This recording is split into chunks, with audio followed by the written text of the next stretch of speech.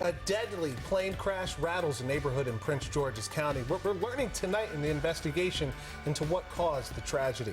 Good evening, I'm Max McGee. And I'm Avajoy Burnett. Tonight, WJZ has learned that the pilot is dead after a small plane crashed into a home in New Carrollton. Rachel Menitoff has the latest details on the investigation. And fire have blocked off several streets in this neighborhood, including right here on Chestnut Ave, where the plane actually crashed. Right now, they don't know what caused this plane crash, but say they're certainly looking into weather as a factor. This cell phone video taken by a witness to the accident shows the fiery aftermath of a small engine plane crash. All I saw at first was just straight flames. I was filled with adrenaline. Around 3 o'clock Sunday, Prince George's County Fire Department says the small airplane struck a carport, which was attached to a single-family home, then proceeded to hit a parked car, with both the plane and the car catching on fire.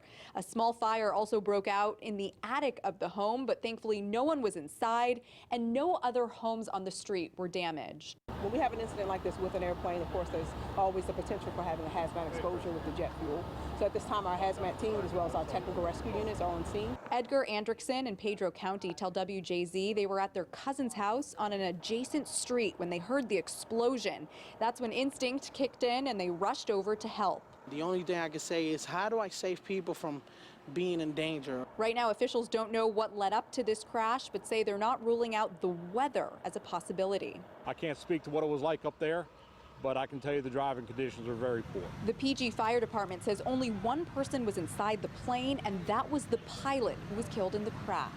My prayers are pretty much going out to the pilot's family, because I couldn't even imagine what they're feeling right now.